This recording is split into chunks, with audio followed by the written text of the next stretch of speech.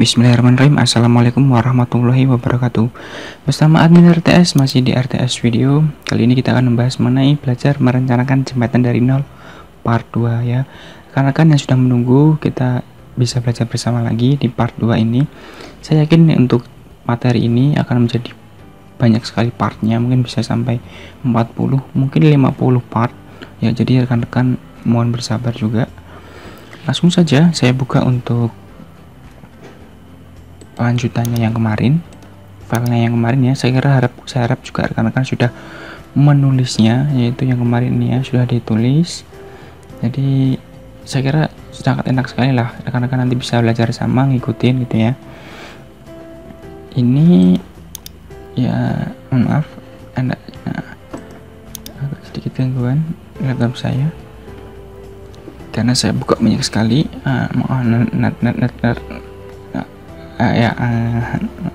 Yang kemarin ya ini ya.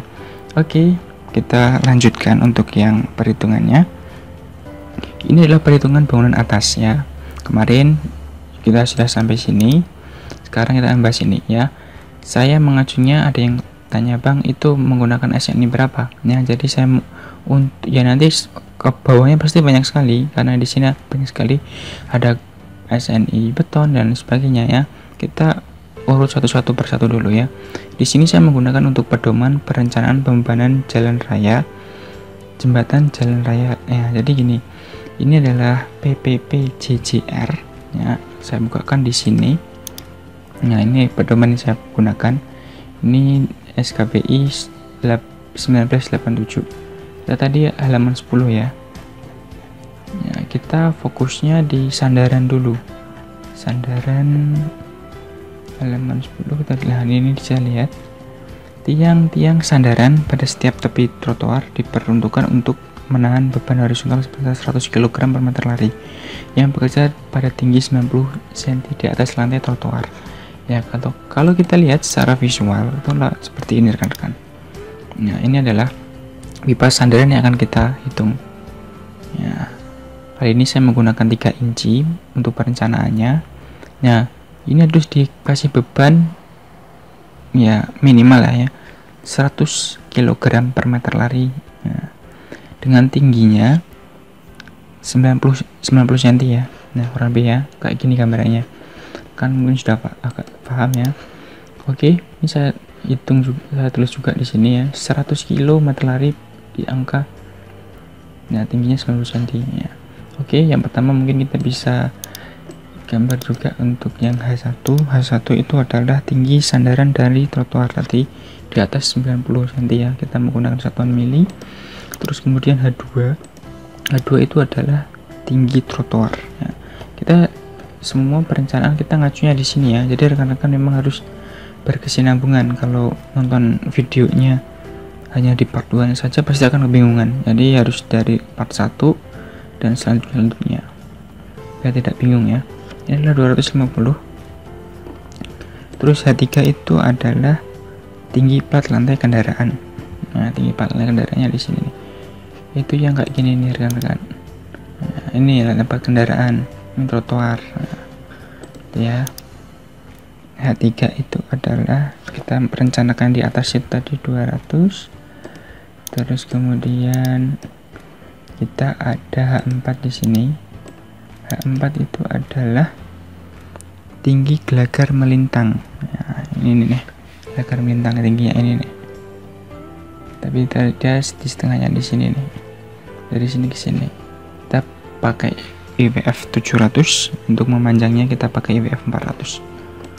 Kita tulis saja. Untuk yang tinggi gelagar melintang itu adalah 708 ya. Terus kemudian H6, ulangi H5 dulu. Kita tebal daripada ini adalah tebal sayap gelagar melintangnya ya. Tebal sayap gelagar melintang kita kasih angka 28. Terus kemudian H6 itu adalah tebal profil rangka induk. Nah, ini setengahnya, jadi kita untuk tebal profil rangka induknya kita bisa di setengahnya, kita bisa tulisnya di ininya nih. Untuk profil rangka induk kita bisa mengacu di 30 sorry, kita untuk di ini menggunakan 199 ya, 199.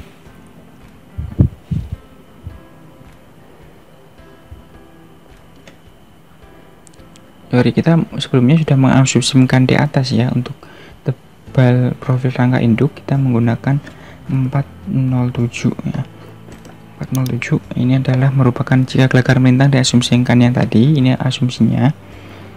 Terus rangka induk kita asumsikan IW baja 428 kali 407 20 35 ya. Kita asumsikan sendiri ya ini ya. Ya, kita saat dulu saja biar saudara-saudara tidak bingung. Kita untuk rangka induknya,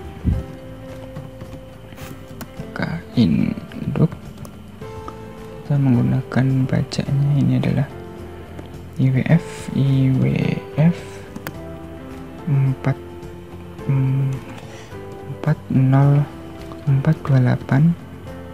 kali 407 kali 20 kali 35. Nah, itu ya. Karena kan ya ini angka 407 itu dari ini. Ya, kurang lebih gitu. Nah, gambar tinggi sandaran tadi ya. Dan pipa saya menggunakan pipa 3 in. Terus ini sudah saya hitung kebetulan pula juga ya. Ini dapatnya dari mana? Sorry, ada yang mungkin kelewatan tadi ya. 300 400 ini adalah 28. Ini untuk HS itu adalah ini sampai sini. Rumusnya adalah ini. Rekan-rekan juga bisa menirunya. H1 H2 H3 ini H4 H5 setengah dari H pada H6. Sangat mudah sekali. Mili ketemu adalah 1826,5. 1826,5.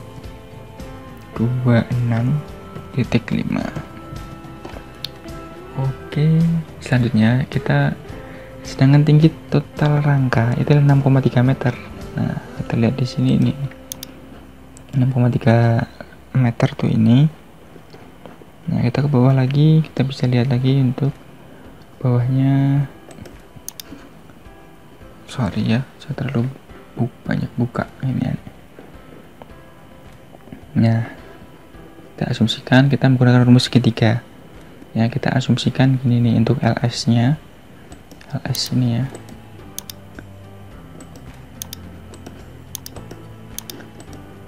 Ini LS. Jadi bila saya gambarkan itu adalah posisi ini adalah sebagai tumpuan-tumpuan. Nah, kita anggap sendi. Ini di pohon tumpuan ini kita anggap sendi. Terus ada beban 100 kg gitu. Nah, kita lihat kembali lagi di sini, kita harus menghitung di ini ya. Ya, LS-nya. LS adalah ini. Ini adalah segitiga yang bawah, jadi otomatis nggak akan kita hitung. Kita perkalian silang ya di sini ya. Ini kita menggunakan angka ini adalah kita dapatkan dari ini atas ini HS 1826.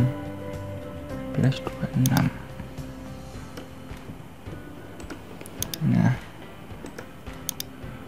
kita perkalikan silang ya. Ini LS kita perkalikan silang, ini dikalikan ini dibagi ini. Nah, 73 5 dibagi ini, yang ketemunya berapa? Ini adalah 73 ya rekan-rekan. Nah, ketemunya ini adalah 3550,4 mm dan kita buatkan cm 355,04 cm. Oke. Terus kita sudah ada beban perencanaan juga. Di sini ada syaratnya tadi adalah 100 kg. Terus ini adalah berat sendirinya ya. Ini kita rekan-rekan bisa lihat di tabel baja. Ini perencanaan saya adalah 3 inci ya. Terus sudah ada perencanaan untuk tegangan inci 160 MPa. Modul lesitas baja ya, kita menggunakan 210.000 ya, tuh. Nah, ini adalah data teknis juga untuk yang rekan-rekan bisa lihat di tabel baja. Semua ini ada di tabel baca semua ya, momen inersi ya, D-nya, meternya, tebalnya, semuanya ada di sana ya. Terus kemudian langkah selanjutnya adalah kita mencari R. Jadi beban itu tidak boleh langsung saja diberikan pembebanan secara vertikal maupun horizontal. Nah, kita harus cari resultannya. Rumusnya adalah ini: akar daripada V kuadrat plus beban horizontal pangkat 2 kita akarkan. Nah, kalau kita lihat seperti ini ya, ini adalah berat sendiri, ini beban horizontal yang 100 kilo tadi, kita akarkan, ketemu deh,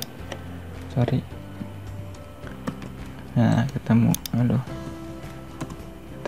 100,254, ini adalah nilai R.